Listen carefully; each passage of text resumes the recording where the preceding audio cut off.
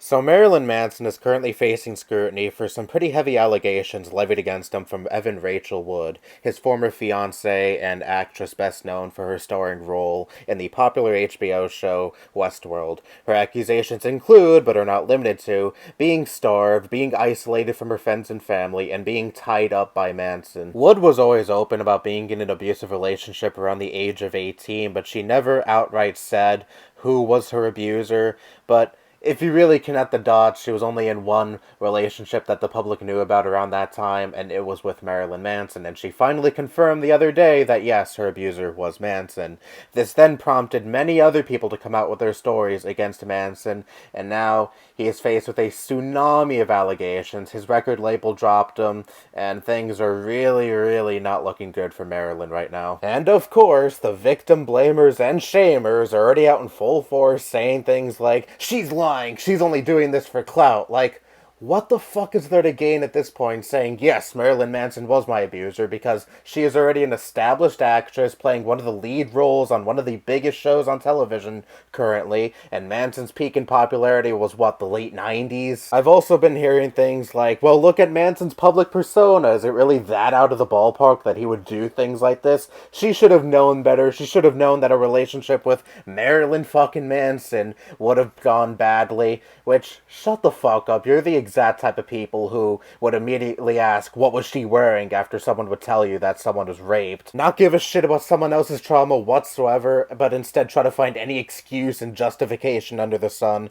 to try to make someone else's trauma seem not so bad. So, you people are fucking scum and can rot in hell alongside Marilyn Manson. But the main point of this video is I'm currently facing a bit of a dilemma because during the past year, I've really gotten into Marilyn Manson's music. I first listened to Antichrist Superstar in full last spring, and while admittedly it took some warming up to, I've come to really love the album in recent months, and I know, separate the art from the artist, but in cases like this, it gets really, really hard to differentiate the two and separate them, because Manson has explained in the past that he wrote some songs about Evan Rachel Wood and how and wrote about his fantasies of killing her, bludgeoning her head with a sledgehammer. He even wrote a song about his murder fantasies surrounding her. So when the art created by said bad person starts to morph together with their horrible actions and even be used as a tool to further hurt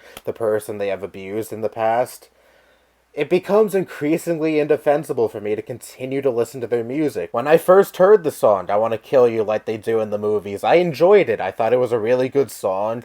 I didn't really think much of the lyrics because I was just like, it's just Manson being Manson, his usual edgy self. I didn't really look into the meaning of the song. I knew next to nothing about his personal life, nor did I really have any interest in looking into his personal life. And I'm still fairly new to his music, so I don't know the ins and outs of Marilyn Manson as a person. I don't know Brian Warner, so I just kind of brushed it aside and didn't think much of it, and I could just easily go back and listen to classic albums like Antichrist Superstar, Mechanical Animals, Hollywood, but perhaps even on those albums, the really depraved and fucked up lyrics might be a little bit more grounded in reality than most of us thought. And I feel like me continuing to listen to his songs and albums would be me just turning a blind eye, brushing off the abuse, being like, yeah, I know Marilyn Manson is a bad person and he has hurt so many people in his life, but that doesn't matter. At least he made good music, right? Music that, in some cases, were used to further hurt the people he has wronged in his life, and I would be jamming to it, with that in mind, so his music is kind of tainted for me, and sometimes the separate the art from the artist statement just doesn't apply and is a little bit more complicated. I mean, if you personally still enjoy his music, I can't say you're a bad person or anything, but me personally, I find less and less justification to keep listening to his music with all of this in mind. And it's allowed me to think and look back at other artists that I enjoy. I mean, Led Zeppelin had Jimmy Page, who had a pretty public relationship with a 14-year-old girl. There's plenty of pictures out there with Jimmy Page and this girl. The girl was up front and said, yes, we had a sexual relationship around this time. And then I think, well, at least it wasn't the whole band, right? Jimmy Page may be a sick fuck, but there's still Robert Plant, John Paul Jones, and John Bonham, right? And then you see there's pictures out there of the whole band and her together, and then things just get 100 times more complicated from there. I started to wrestle with thoughts like, maybe it is indefensible to listen to this band because they were all seemingly okay with Jimmy Page having this relationship. Who knows if the other members of the band engaged in this type of behavior. And then there's someone like David Bowie, who is said to have slept with this same girl. According to the girl, they have slept together, and according to her, she lost her virginity to him, even though she has changed her story so much to the point where you doubt the authenticity of the story. But hey, it could have happened. It's not completely out of the realm of possibility. There's no pictures of them together, but maybe they did meet at some point. I wasn't there. I didn't even exist yet when this took place, so who am I to say this definitely happened or definitely didn't happen? And there are Bowie fans who say, well, if he did do this, at least he bettered himself later on in life. He went to places like Berlin to get away from the toxic rock star lifestyle, get away from all the drugs, and then he eventually became a better person, but would you say the same thing about some rando who lives down the street from you who molested a child in their past? You probably wouldn't because you have no attachment to them. They didn't create a product that spoke to you in some kind of way, related to you in some kind of way, reassured that you're valid in some kind of way, and invoked certain types of feelings. And Marilyn Manson achieved just that. He made music that spoke to millions of people. Millions of people who felt out of place in this world, felt like they didn't have a place in this world.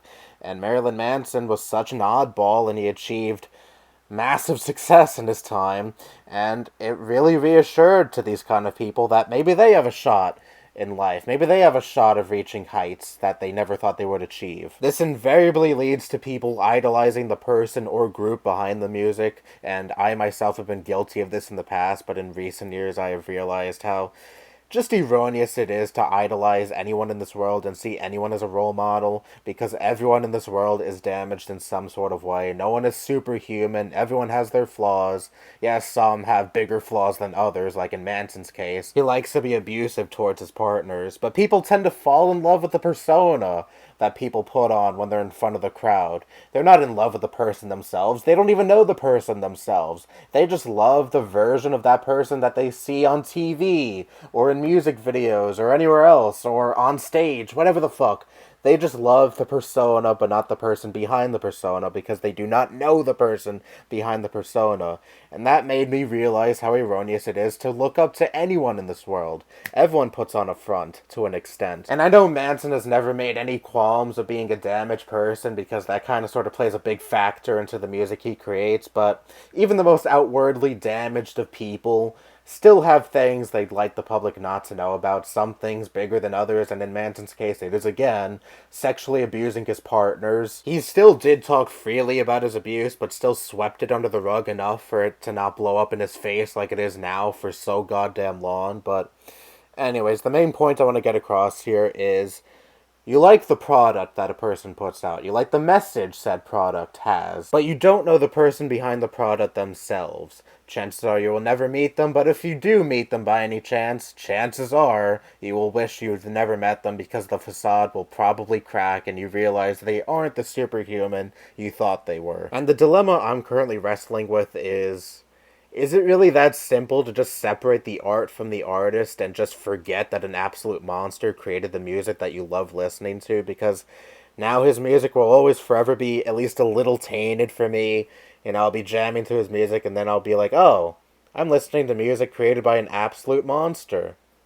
Wow. And don't get me wrong, I always knew Manson wasn't the best person out there, but I always thought it was just the typical, this rock star is an asshole thing, which I'm completely fine with that because a lot of the music I listen to were created by assholes, but up until this point, all these Me Too allegations have always been fairly easy for me because a lot of it were faceless producers who I never knew existed, like Harvey Weinstein, so it was easy for me to say, oh, he can go to hell, or musicians I never heard of or don't listen to, so it was easy to say these people can go to hell, or actors who starred in movies or TV shows I never watched, so it was easy to say these people can go to hell.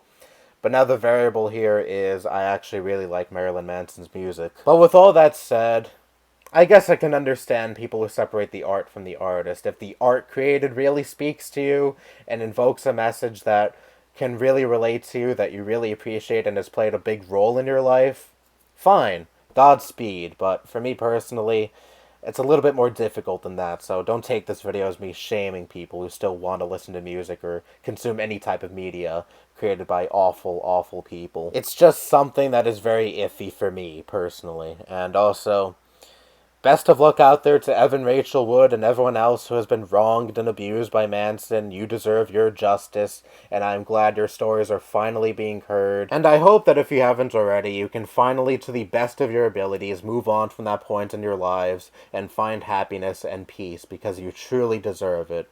And bottom line here is, always take survivor stories seriously. Don't go and immediately say, oh, you're lying, you're doing this for clout. Because shit like that only makes victims of these sorts of things stay in silence, suffer in silence, because douchebags like you love to be little victims of traumatic experiences. And I severely doubt that especially someone like Evan Rachel Wood, who used her experience with Manson to help inspire and create something like the Phoenix Act, which is an act that increases the statute of limitations for domestic violence charges, would lie like that, do so much to help survivors out there seek justice against their abusers.